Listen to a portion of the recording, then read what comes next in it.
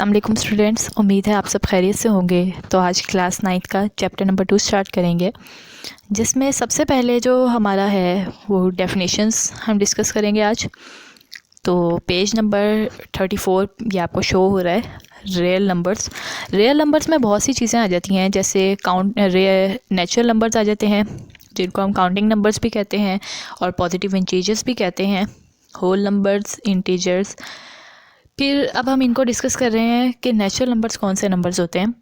ये आपको शो हो रहा है the numbers 1, 2, 3 and so on which we use for counting certain objects are called natural numbers और पॉजिटिव इंटीजर्स। वो नंबर्स जैसा कि 1, 2, 3 हैं जो हम चीज़ों को काउंट करने के लिए इस्तेमाल करते हैं, उनको हम नेचुरल नंबर्स भी कहते हैं, पॉजिटिव इंटीजर्स भी कहते हैं। तो अब अगर नेचुरल नंबर का सेट होता है तो उसको हम एन से डिनोट करते हैं, कैपिटल एन से। नीचे आपको ये एग्जांपल है, आपने अब फॉर एग्जांपल की हेडिंग डालेंगे n is equal to 1, 2, 3 and so on. Next definition है हमारी होल नंबर की। अगर हम ज़ीरो को इंक्लूड कर दें नेचुरल नंबर के सेट में तो वो हमारा होल नंबर बन जाता है और इसको हम कैपिटल W से डिनोट करते हैं। इसकी एग्जांपल भी है W is equal to 0, 1, 2, 3 and so on. Next है इंटीजर्स। अब इंटीजर्स का जो सेट है उसमें हमारे पास पॉजिटिव इंटीजर्स होते हैं, फिर बीच में ज़ीरो और फिर नेगेटिव इंटीजर्स, और इसको हम कैपिटल Z से डिनोट करते हैं। और ये आपको इसकी एग्जांपल भी शो हो रही है बुक में। सेट ऑफ रियल नंबर्स, इसमें हमारे पास अब रैशनल नंबर्स आ जाते हैं, इरेशनल आ जाते हैं।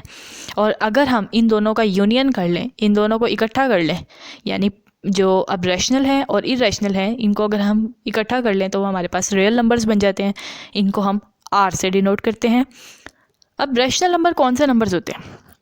वो नंबर जो P/Q की फॉर्म में लिखे जाएँ, यानी फ्रैक्शन की फॉर्म में लिखे जाएँ, जिसमें P और Q जो है वो इंटीजर्स हों। दीज इंटीजर्स में बी आइदर पॉजिटिव और नेगेटिव, यानी कि ये इंटीजर्स पॉजिटिव भी हो सकते हैं और नेगेटिव भी हो सकते हैं।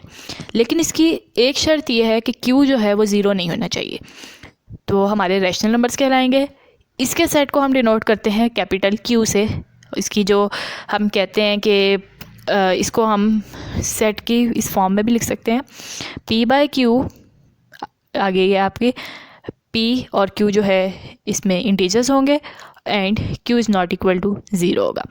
इरेशनल नंबर जिनके क्वेश्चंस को हम एक्सप्रेस ना कर सकें, यानी P/Q की फॉर्म में ना एक्सप्रेस हो सकें, उनको हम इरेशनल नंबर कहते हैं। इनको सेट को हम डिनोट करते हैं कैपिटल Q और उसके ऊपर हैश डाल देते हैं।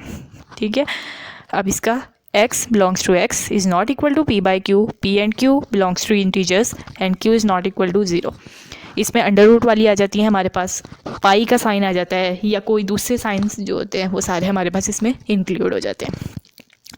अब हमारे पास आती है वही चीज़ रियल नंबर्स जो मैंने अभी आपको पहले बताई। The union of set of rational numbers and irrational number is known as set of real numbers.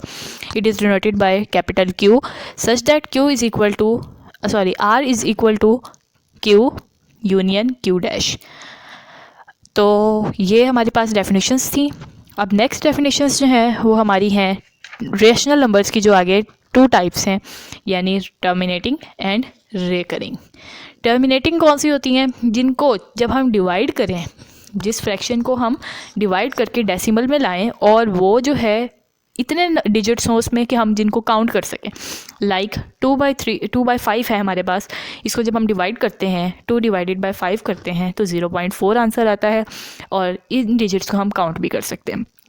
बाज़ औक़ात ऐसे होता है कि हम अगर किसी नंबर को डिवाइड करते हैं वो बहुत सारे डिजिट्स आ जाते हैं जिनको हम काउंट नहीं कर सकते, तो वो हमारे पास टर्मिनेटिंग डेसिमल्स फ्रैक्शंस कहलाती हैं। अब एक होती है हमारे पास रिकरिंग डेसिमल फ्रैक्शंस।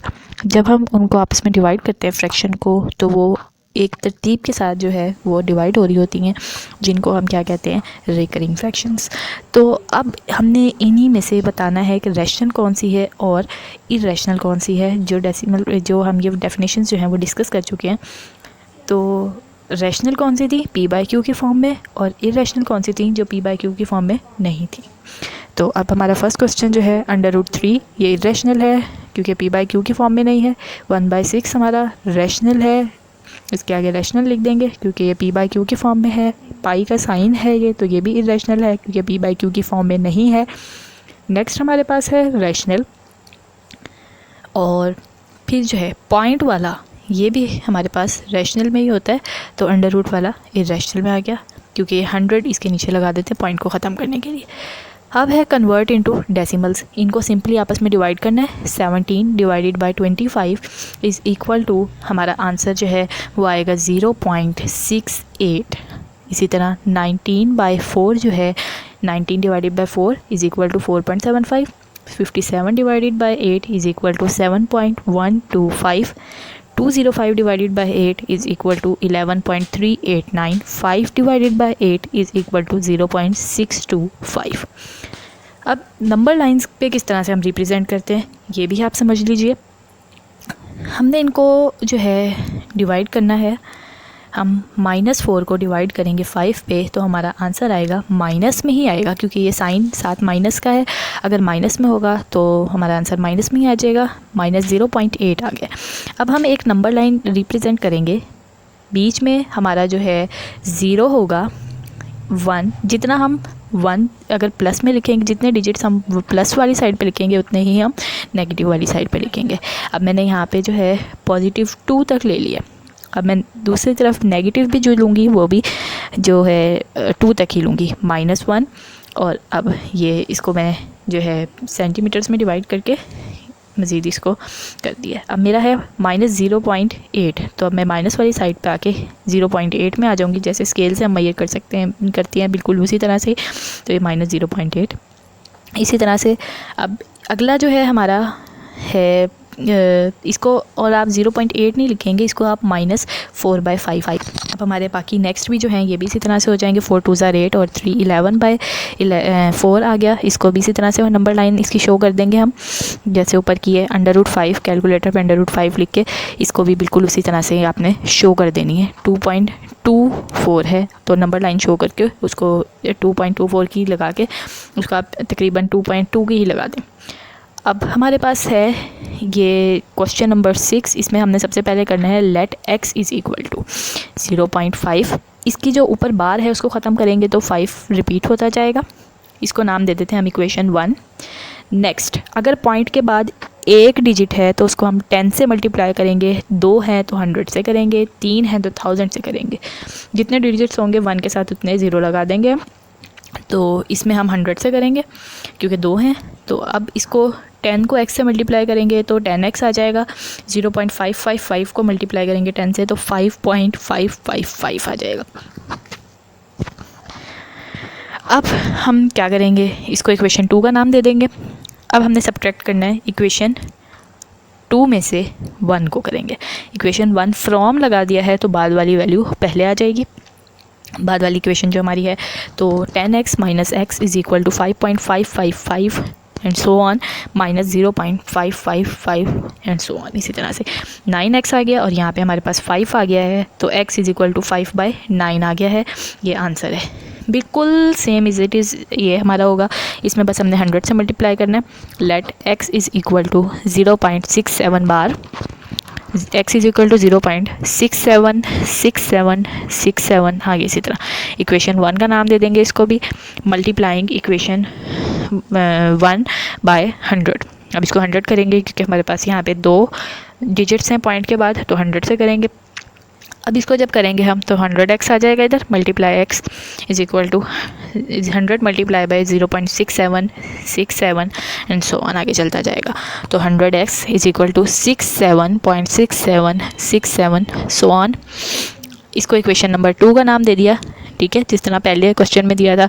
अब सब्ट्रैक्ट इक्वेशन 1 फ्रॉम 2, बिल्कुल सेम एज इट इज़।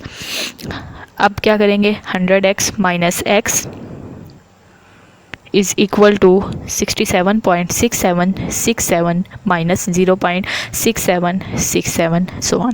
अब इधर आ जाएगा 99 और इधर आ जाएगा 67, तो x इज़ इक्वल टू 67/99। ये आपका आंसर आ गया। Third one is exactly the same as first two. So हमारा क्वेश्चन नंबर 5 जो रह गया था, इसको हमने क्या करना है, 1/2 बिकॉज ऑफ बिटवीन 1/2 करेंगे, इन दोनों को प्लस कर देंगे, नीचे एलसीएम लेंगे तो हमारा 36 आएगा। 4 9 ज़ा 36 एंड 9 3 ज़ा 27 प्लस 9 4 ज़ा और 5 ज़ा 20, तो ऊपर आ गया 47। इसको 1 से मल्टीप्लाई करेंगे, नीचे 2 मल्टीप्लाई बाय 36 है तो 47/72 ये आपका आंसर आ गया है और ये एक्सरसाइज कंप्लीट है। आई होप कि आपको वीडियो ज़रूर पसंद आई होगी। अगर आपको वीडियो पसंद आई है, वीडियो को लाइक करें, चैनल को सब्सक्राइब करें और इसे अपने दोस्तों के साथ शेयर करें। अपना ख्याल रखें। अल्लाह हाफिज़।